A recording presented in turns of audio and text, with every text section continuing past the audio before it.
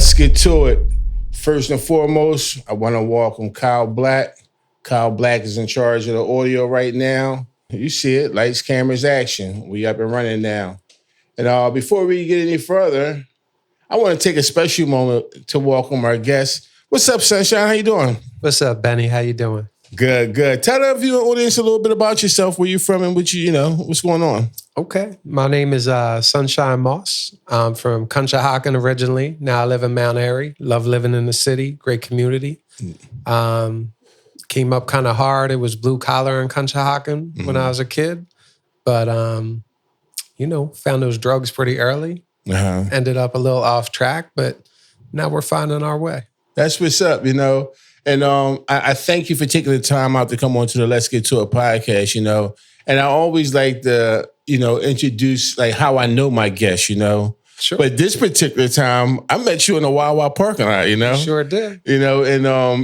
Like through some recovery process, there's little things you can tell about us, that simulates that we're in recovery and whatnot. And when I seen that little thing, I was like, let me find out what's up with this person right here, and truly I stopped you and I asked you what was going on, and come to find out we got some mutual friends together, It's a small world, and that was a little synchronicity, and that was a great start to my day too. I love stuff like that. Right, yeah. And like I was saying, I think we talked briefly before the episode, like you said, we're both talkers, I just talk to people. Yeah. I just love talking to people. Like I never had a bad day in recovery for the last almost 5 years. Every day's been good because I make it where I talk to people. I say good morning. I do the same thing every single day. And, that's pretty much how the recovery aspect for me go, Sure. But, so how long have you been clean for? We have exactly 114 days clean today. Congratulations, 114 days. So what are some of the things that you're doing, to keep yourself clean and whatnot? Okay, well, it ain't my first rodeo. I'm not a first-time winner. I've been coming around the recovery process for half of my life. But it was a long road. I even had 7 years before away from everything, working a program, but I never had me. I was still pretending to be who people thought, or what I thought people thought I should be. So I was white knuckling every day of that. But since I came back into this process, it's been all about community for me. Okay. Being vulnerable. I just did 97 days of meetings in a row. They say 90 and 90. Yes. I did, I don't know how many meetings in 97, because I'll do 2 a days when I can too. So getting my hand up, being vulnerable, sharing transparent, and leading with love. And, even a couple times a week, I have a lot of numbers in my phone. Sometimes I'll text up to 100 people, just a little check-in text. I'll send them like a little gift, like, hey, send a little like sunshine and love on a rainy day type thing. Right. And maybe not everybody answers all the time, but I've really built and cultivated a community, and I never really had that before. So between that, having a sponsor, starting on that step work, going to meetings, this has been the easiest clean time I've ever gotten. Yeah, and I can relate to that a whole lot, because I too, matter of fact, when I met you, I go to that same Wild parking lot and I do my morning quote every day to put out, So that's what I was doing. I was actually putting my morning quote out and, just to try to promote the page and stuff like that. And that, believe it or not, that's a big help for me. Like that's inspirational for me. So that also gets me a way to start my day. I'm starting it off in a positive way. I'm saying good morning to all my followers and stuff out there on social media. And it's a start, Yeah, so I definitely can relate to how, I love getting texts from people that check in on me and stuff like that. And I do like to respond back to it if I can, if I'm not too busy. So, sure. I'll always respond. I don't need nobody hanging like that because I know how much effort I put into that kind of thing. And I also, at least once a day, I've been accused of being on social media a little too much, but I'm good with that because especially I'm documenting my transition journey, my recovery. I like engaging with people. In fact, before I went back to Narcotics Anonymous, I started building community on social media forums. So that's been a big part of my story, and I try and stay engaged there too. Right, exactly, yeah. So yeah, that's just a big part of recovery, and And I also like to like when I'm responding back or taking the time out, that's time I'm taking away from being inside my head, thinking about some of the things that, I go through because like you, I've been trying to get clean for the longest time. Sure. But this particular time now is the very first time that is actually working for me because I dealt with traumas. I dug down deep this time and really started utilizing what the program had to offer me. And that's the result of it, So I understand. Yeah. I had to do a lot of shadow work to even get myself back into the process. Mm-hmm. Even talking about pretending to be somebody I wasn't. I knew that I was transgender for a really long time. And I'd even opened up about it about 7 years ago. Mm-hmm. And it went over so terribly that I kind of took it back. I was like, maybe I'm bipolar. I was having some kind of episode or even a midlife crisis because it strained my relationship with my mother, my brother, my wife at the time. We didn't even know, we're no longer married because of that. So it went so poorly that I tried to take it back and I just kept my head down and I kind of stayed. I got my medical marijuana card and I was stoned again for the better part of 7 years after having 7 years clean. Mm-hmm. Because at that point, I have children. I have 3 of them. Wasn't going to take myself out and do that to them. But at the same time, I felt like I just had to exist in some role that no longer suited me. Right. Mm-hmm. And it was only through a couple of things that happened, like the death of my mother at the end of 2024. And when she died, I got a prescription for some of that Xanax. Uh-huh. And I told people too, because I was around the meeting. Right. I was like, look, I got a benzo. My mom died. This is what I'm doing. Because I just couldn't deal. Mm-hmm. And 3 weeks after she died, I killed myself for a minute in a car accident. Mm-hmm. It was horrific. Right. Fortunately, nobody was injured seriously. I was able to make restitution. Everything was fine. But that was a life-changing experience for me. That was it. When I came out of that accident, I couldn't pretend to be somebody I wasn't anymore. Right. Wow. And it's crazy how in this process, some of the weirdest things we go through to realize, you know what, enough is enough. Sure. Thank God you wasn't injured or you didn't injure nobody in that accident, but it definitely woke you up to know that, it took you to have that accident to realize this is what it takes to get clean, I wouldn't be here without it. Now, I did fracture my sternum. Mm-hmm. I was beat up for a little bit, but 3 days after that happened, I woke up from my sleep and I was crying and I was grateful for the first time in my life to be alive and grateful that I didn't kill anybody else. Mm-hmm. And from there, it's like the closest thing I could describe it as was like an ego death. Mm-hmm. I just couldn't put the mask back on. I couldn't front with anybody. I couldn't pretend to be somebody I wasn't. And I didn't come back to Narcotics Anonymous right away. It was a process of figuring out my authenticity. And once I got there, I knew that I needed to find my way back to some kind of recovery process. Mm-hmm. And we've been doing that for 114 days. Yeah, but thank God for that, you know what I mean? Because, the best thing is a second chance of life, And, I see that, and I'm just grateful that I seen you in the parking lot, you know what I mean? Because, you get these stories and, to have the vulnerability to come onto this podcast and share your story is an amazing thing because everybody is not built for this, Everybody just want to hold things. And I understand that, But like I was telling you, the reason why I started this podcast was because I feel as though I needed to help people because people was always there for me to help me. So I was like, I have to give this back some kind of way. And it's not just this podcast. I'm helping people all kind of ways. I'm constantly in treatment centers. I go back down and feed people. I don't show all that side because I don't have to put that on social media, but that's just something that I do to help me out in my recovery. Yeah.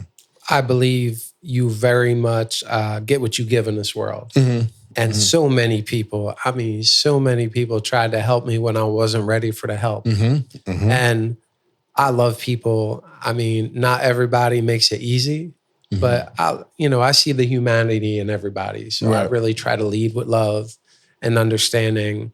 And I don't have to like you to help you. Right. If I see you struggling, I will try to be of service. And it's not for everyone to know. Like every little deed doesn't have to be known, because I think you ruin it. If you're doing it for the attention, you kind of lost the spirit of it anyway.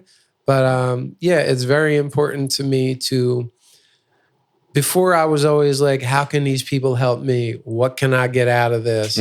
Where's my come up? Like I'd hear people sharing about getting some clean time and all this amazing stuff happening for them. I'm like, where's mine? But I wasn't even recovering. I wanted the appearance of being in recovery. I wanted all the benefits without any of the work. Right.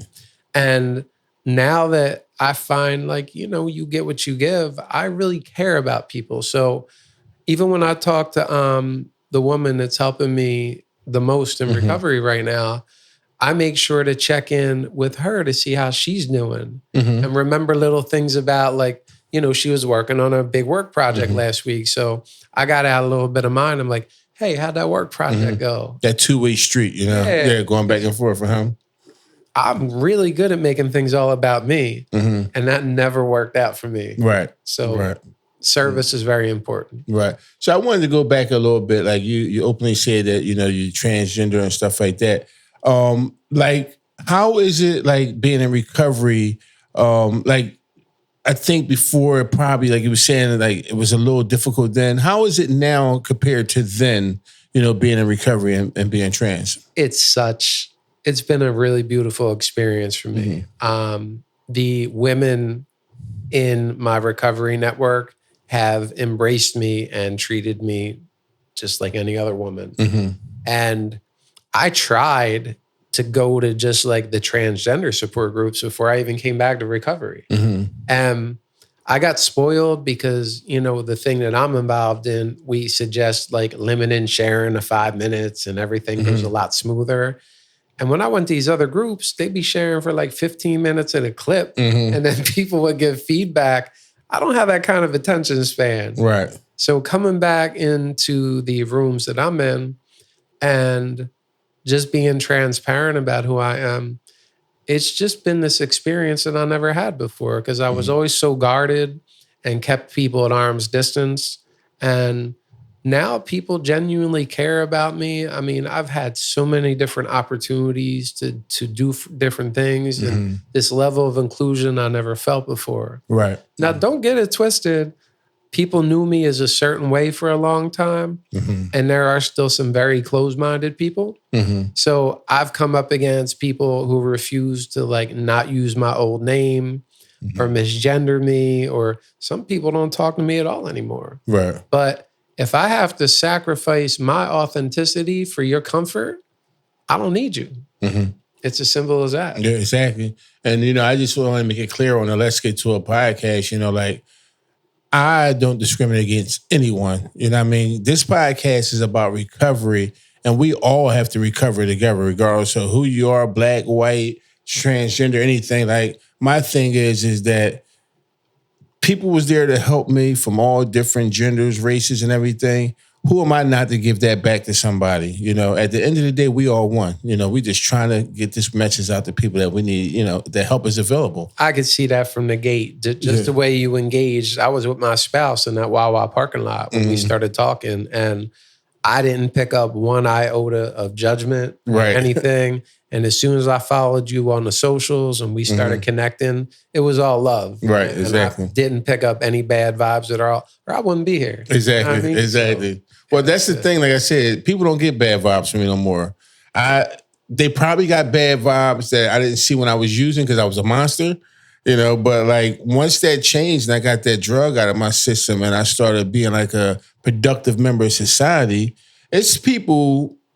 And I work with some very wealthy people around people. They don't have a clue to who I was. They just like me for who I am now.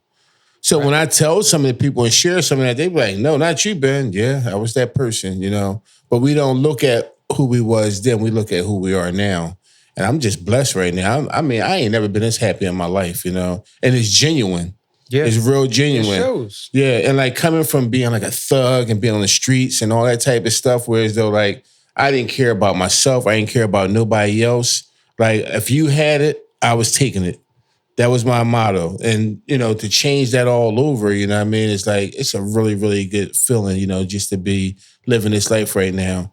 And then I'm afraid now of who I was. Like, I'm afraid of that person who I used to be. I never, ever want to be around people like that or anything like that because that frightens me. It scares me now. Like, I can get caught up and I can harm myself, harm other people. And I don't want to do that. That's not who I am. Oh, I understand. Listen, it's a trip because my name used to be Benny too. Oh, wow. We didn't even talk about that. Uh-huh. And that guy, I was just pretending to be a character. I really didn't have a real identity. And most of the examples I saw of masculinity were very toxic. So, I mean, out there, forget about it. I only cared about getting one more. Right. I mean, I was the type of addict. I beat my own knee with a baseball bat one time so I could go get a script from the ER. Yeah. The insanity that we go through, that we do, is crazy. Yeah. Down north, like tucking paper between bills to like rip off dealers. And I got in car chases and it was not a good look. Yeah. And if they would have caught me, I wouldn't be here. You already know. Exactly. And how funny it is that you have God on your side that like, I've been through some of the same things, I mean, bullets flying right by my head and everything. And it just wasn't my time then, but to turn back around and go to the same spot and do it all over again. That's pretty bold, Like, that's who does that, Yeah, exactly. Yeah. It's crazy. No, I feel that it's, when we were talking a little bit earlier too, I was very fortunate. I haven't used an opiate since 2012. I got away from that right before the fentanyl epidemic. Because if that was a thing when I was using, again, there's no way I'd be here. Yeah. Because it would be at least 4 from the door. And it takes a grain of salt's worth of carfentanil to kill you. And I've had the privilege of speaking on different opiate forums when the fentanyl crisis was a big deal. So we did get some education out there about that during my time. That's great. Yeah, that's great. And unlike you, like I was one who was in treatment centers and stuff like that and seeing people come in off of fentanyl, off of heroin back then or whatever. And I said I would never be like that and turned around to be like that, You and me both. Crawling right into the door. It was like, I look now and I do the research. It's so bad out there. It's just all poison now, what they're selling. It's bad, And I know for a fact, and I listened to my higher power when I got clean this time because it was like, this is your time now, because if you don't stop now, you're going to die. You're either going to die by going to jail for a long period of time because I'm going to wind up hurting somebody. You're going to die because you're going to get sold a bad bag of poison, and all them things just started resonating and started, seeking in. And I forgot about like when I was saying how bad it was going to be the detox. I just said, you know what, I'm going to do it. And I done it. And I stopped everything, smoking, cigarettes, everything. I ain't done nothing in almost 5 years. That's amazing. So, yeah. But that's just part of recovery. I love it, and I don't take no days for granted. Every day, you know what I mean? I just put my best foot forward and keep on trying to do what I have to do. Yeah, it's all a process. I've had people hear my story a little bit and I'm so sorry you went through all that. And I'm like, I'm not. Now, I wouldn't sign up to do it all again. Right. But it's our experiences that mold us into the people we are. I've never had this level of self-acceptance. I've never had this level of acceptance with the fact that I'm an addict. It didn't happen overnight. Even after my accident, I was caught up on that kratom stuff for a little while. And it seems harmless. You could get it at the gas station, some 7, like wherever. You could find it everywhere. And that stuff is just as strong as any opiate. Right. And now they have those 7-OH pills. I didn't get all caught up in that, but I hear they're stronger than oxys. Yeah. I went through a really bad withdrawal coming off of that stuff. If you go back a few episodes, I had a guest that was on here who shared her experience with that. She was addicted to that, and, she was telling me how she had to go through the whole detox thing and everything, It's really bad, They were trying to offer me Suboxone for kratom. That's what they do now. And I said, listen, if I could kick dope without Suboxone, I'll be damned if I'm taking Suboxone for some kratom. Yeah. So I refuse to go there. So I just went through the detox. Yeah. But look, I mean, like you have to detox from it, it's something that you can buy at the gas station. That's that horrible. Ain't right. Yeah. I mean, and that's what our kids and the younger people are doing because they think, hey, I don't have to go down North Philly. I don't have to go there. I can just go by to the gas station. But the results are still the same, And it's this, like, I try to stress this to the viewing audience is that, like, it don't necessarily have to be like a drug, it could be anything. It's the vapes now. It's all type of stuff it's just so much stuff and there's things that's making our kids addicted to it. And, the marijuana now is cut with all type of stuff. So it's just crazy, Well, even the medical marijuana, now that was big for me because I got my card 7 years ago and I had it off and on. But the thing was, that was my reservation. I'm like, when weed is legal, I'm going to have a problem. And I did. But, maybe some people can use it medically, but I believe when you're a true addict like myself, that's not a thing. Right. At first, I went to like using it for anxiety or just doing it at bedtime or whatever. Man, at the end, I had nothing less than an ounce, one of them pens in my pocket, pills, RSO, like all of it. Yeah. It was ridiculous. Exactly. Yeah. And I tell you that, like, I just say, like, for me, and I'm just talking about me, I don't knock anybody that's on like Suboxone or any maintenance drugs or, I've been to treatment centers now where they say they even let people in recovery houses that can use medical marijuana. And I'm like, that can't be for me. No. Because I smoke one joint, I automatically go into a whole different person, that person I was talking about. I want to become a drug dealer. I'm a rapper. I get in my car, start speeding. I'm doing all these things because I took one puff of a joint. That ain't what it's supposed to do for me. I might be thinking it's supposed to calm me down or whatever. No, it takes me to North Philly, right down to the cop. Skip the liquor, skip all that. I'm going right down to the hard drugs. So I just can't mess around with that, and I wouldn't even psych myself up to that because I know me by doing some work on myself that ain't the best thing for me. I get high off of life right now, that feeling right there is great. Yeah. Well, so do I. And for me today, it's even having the right chemicals in my body compared to what I did. Like I've been saying, I've been in treatment for testosterone poisoning because that's what it felt like for me.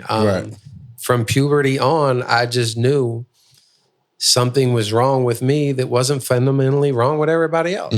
I just didn't fit. I knew my body wasn't right, my personality, and growing up the way I did. Like, look, my pop was a truck driver, a teamster, love and hate on his knuckles, hardcore alcoholic.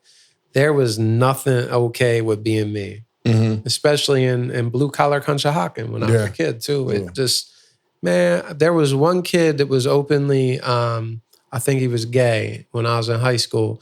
And that boy got beat up and down every avenue in Conshohocken. And I saw it happen. Yeah. And I'm like, that ain't safe. I'm not going out like that. Right. So that's why it took me to, I'm later in life. Look, I just turned 50 years old in April. Okay. So I ain't a young buck anymore. Right. And I just started this thing in October. Okay. But with the marijuana thing, I didn't give up my card right away. And a couple months in, I started to notice my anxiety was gone. And every time I would smoke, I was severely impacted. And they say it should calm you down. I was not calm. I was always anxious. I was always overthinking. And I wasn't nice. Right. Like even with my spouse, she'll tell you. I was not a nice person. And being back in the recovery process, practicing some principles, solution-oriented living. Most people will tell you, oh, Sunshine, she's a sweetheart. She's a nice person. She cares about people. And that is who I am today. Given one of anything, mind or mood altering, that game off to the races, Yeah, it's all different. Yeah. So I definitely appreciate your honesty. Now, through social media, I'm newsy. I'm all on your page and everything, right? So I see some of the things you're doing. So obviously you love dogs, I do. I see that. I see you love music, But the thing that we have in common is I'm the biggest Phillies fan. And I just seen you at the game. Of course I was. And I'm like, hold on. Part of this recovery aspect, and I don't know if you get the same feeling, but like I can go to a baseball game and that can take me outside of everything that I've been through for the last week or the last 3 or 4 days because when I'm in and I'm looking at that stadium right there, the Venture Stadium picture, because it just reminds me of when I'm at a baseball game that I'm so outside of myself and I'm somewhere where I want to be at and I can just sit there and enjoy myself at a baseball game. That's one of my biggest gifts of recovery, when I can just go to a baseball game and enjoy myself and don't have to worry about nothing. I block everything out around me. I'm not worrying about the podcast. I'm not worrying about this. I'm just taking some time for myself. What do you get out of stuff like that, or with the music, or like walking your dog? What's some of the things that give you that thrill? Let me hit that in order. We have 2 dogs. I got a red-nosed pit. Her name's Kizzy. I inherited her from my mom when my mom passed. That dog is my heart. Okay. She's such a sweetheart. I was actually laying with her most of today. We have another little Chihuahua named Josie. She's all bark, no bite. She's a sweetheart too. As far as music, I've always played guitar since I was a kid. I've been in bands. I even put out hip hop pre-transition. I seen that too. You was talking about that on your page, yeah. Yeah, a little bit. In fact, I have a song about the Phillies called "Bombs Away." Oh wow! If you look up Benny Breakfast on all the streaming services, I still got some stuff out there pre-transition. And now I found my way back to my guitar. I've been a singer-songwriter again, and I'm writing about recovery. Okay. And the things that I've been through, and even I've wrote a pretty good song about my transition recently, and it's been hit with people because it's true. It's emotion. It's all in there. As far as sports, when I first came around the program back in the day, I had nothing to talk about except for drugs and women and getting into trouble. Like I was all war stories, like a legend in my own mind. Right. And I had to start watching sports again just to have something to converse with people about. Right. Like I started watching Sports Center. I'm like, well, these people are talking sports every day. I better bring something to the table. But it was over. I love the Eagles, man. I love the Eagles. But over the last couple of years, I had an ex that was a season ticket holder for the Phillies.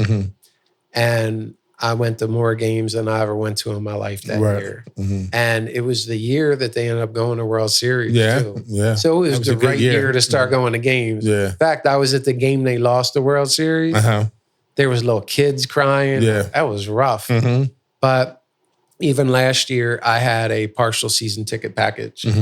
And just connecting with that team, like we have a good squad of characters. Right. It's all Philly. It's all heart. And my buddy I was at the game with last night, we were in the same section last year. We're both in recovery. Oh, cool. So to get to that, I'm sorry, it was 2 nights ago, to get to go to that game and just talk to him. And look, we were losing 3-0 until the 7th. I know. That was a good game. And Nolan had a bad night. I'm like, man, it just ain't our night. And then Derek Hill had that grand slam. I never saw a grand slam in person before. So gifts of recovery, the little things like that, there's always something you're going to catch. This lady near us in the same section got up and like stormed out. I don't know, just a few minutes before all that happened. And I said to him, like, she leaving 5 minutes before the miracle. Exactly. And then that happened. It was, that was an amazing game. So when I'm there, just like you, I can focus on that. I don't have to worry about the problems of the world. It just gives me such a feeling of nostalgia. I think we're at a really difficult time in our country right now, especially with the quote leadership we got. So to have something like that's like still a true American pastime, it reminds me of like even how this country used to be. Yeah, exactly. Little bit of puts me in the throwback machine a little bit. And that's one thing about baseball, because I've been watching baseball actually listening to baseball since I was a kid. That's the pastime. Whatever's going on, baseball or some type of sport takes away all that, That's how we reconnect after a tragedy or whatever. Sports always seems to be the thing that bring things back together, Sure. And especially when they win it. I mean, like, I see so much love down there, like I'll be down there smacking hands with everybody just having a ball, just enjoying myself. So, Yes, that's part of it with baseball. I just love it. I love it. Yeah. So, yeah. In closing, I always ask my guests, but part of it is you kind of answered already. What are some of your hobbies that you have? Oh man. Well, I've been a runner. I'm trying to get back to it. I've done 9 marathons in recovery. I want to get number 10 in. So I got some aches and pains. But I was in a yoga class this morning. I overslept. My girlfriend's there at the house blowing my phone up. Hey, I'm outside waiting for you. So I went from sleeping into a 90-minute hot yoga class. I've been dragging all day. Right. Like, I ain't built for that anymore. But I'd like to get one more marathon in. I play my guitar on the regular. In fact, there's a couple of opportunities coming up, talent shows, open mics, things like that. When I moved to Mount Airy, the plan was to get out here and start playing like a couple of half-hour sets a week. I ain't trying to make $1 million, but I have enough talent to be getting paid to play. It's just really, I got a little sidetracked with some good things like transition, early recovery, building back my base, because really before I came back to the recovery process, it was just me and wifey, and we were isolated, alone, and left to my own devices. I run everything and everything. So really, it's just spending time with the people I love, taking the dogs out, working on music, and enjoying this thing we call life. Do you believe that hobbies is a good way or something good to exercise your mind in recovery? Oh, absolutely. Now, I'm a reader too, and people know this. So I have like a backlog of books right now next to my bed. I got at least 12 books just waiting for me to get out of. So I'll even piecemeal some of them to try, because my boy last night is like, you been reading that book I gave you? I'm like, I checked in on it. It seems cool. But I just, and that's a gift. I have so much on my plate right now. I can't even get to all of it. And I asked that question because, like you said, you being around for some time, in and out. The one thing I always heard from a lot of people was like, it ain't no fun, ain't nothing to do in recovery and stuff like that. But I mean, when you find things to do and, get outside of yourself, that's what makes my recovery aspect really, really good to me, because like I do things I never thought I'd do, I don't even know if you noticed when you came in, I got a whole garden out there, like I'm planting vegetables. I knit hats. I go to sporting events. I do fishing, I take myself fishing. Everything I do, I get out of myself, because if I stay in them thoughts in my head like that, you know what I mean? Like, I'm going to keep on wanting to listen to it. I can't listen to rap music in my car. Okay. I can't. I have to have sports radio on all the time, because when I listen to that rap music, it automatically triggers me to wanting to do stuff. So I have to know some of them things that bother me, and, like I focus on, I got to get home and water the plants, I want to make a baseball game, or, hey, I ain't doing nothing after work. I'm going to go fishing or something. And those are the things that are fun to me. And it's so much fun stuff to do, even when you're amongst other people that's recovering. You have some good times. I used to have a lot of good times going to eat, but I had to stop eating so much. I was like, this ain't going to cut it. I'm not going out to eat every single time, because this weight is killing me. It's expensive. And you put on people put down the spoon, pick up the fork, put that weight on quick. Exactly, But it's really important to get involved. And if I could leave anyone with anything about that, it's like, get out of your comfort zone. Exactly. Last week, I got invited to a concert with someone I don't really know, to a band I didn't really know. I had to look up the music and see if it was okay. I'm like, I'll go check that out.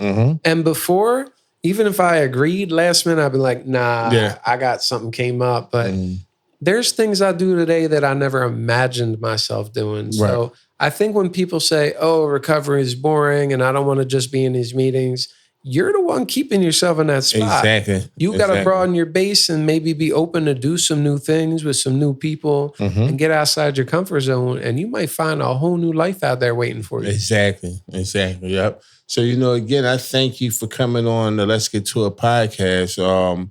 More than anything, in closing, if you can just tell the viewing audience, like, one positive thing that they can take with them about, like just something that you got out of this episode that you're planning on doing, that you continue, in your recovery, just to give them a little hope that, that we do recover no matter what, help is available. And if you continue to just show up and do these type of things, it gets a lot easier. So what can you just tell the guests, It doesn't matter what you're trying to accomplish in this life. You can't do it alone. Mm-hmm. And that's been the biggest motivating factor for me. I had talked to a woman in recovery when I was just a couple of months into my transition.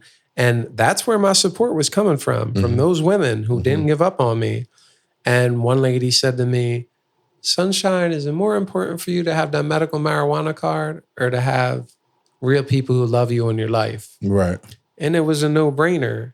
So getting over myself, and yeah, it was uncomfortable at first, but really, I have such a beautiful and full life when I was willing to accept the help that was there. Mm-hmm. So, if you're out there, if you're feeling alone, or maybe you relapsed, you're feeling shame about coming back. I had years of recovery and it kept me out there because every time I would get a little bit of time, I'd be like, well, I only have a month now. I better relapse now or use now before I get a couple years again. Right. Mm-hmm. It's ridiculous. Mm-hmm. Man, stop digging. You don't have to lose everything to come back into this process. Exactly. And I'm so grateful that I gave up the fight and here we are. Right. And I thank you so much, Sunshine, for coming on the Let's Get To It podcast. And I just want to, sincerely offer you a spot on here anytime you want to come on the Let's Get To It podcast, that you just want to share a story or something you want to talk about. The mic is yours. You can. That's what this whole thing is about, because we need to get the message out to people that this is what recovery is all about, and it don't matter who you are or where you came from or what's going on. You can live again. You can get your life back. All these things come back, and recovery is amazing. So I thank you for coming on. I appreciate you, and like I said, you always welcome. And if you haven't subscribed yet, push that subscribe button. Don't forget to push the like button, comment. Let's talk about it, and let's get to it.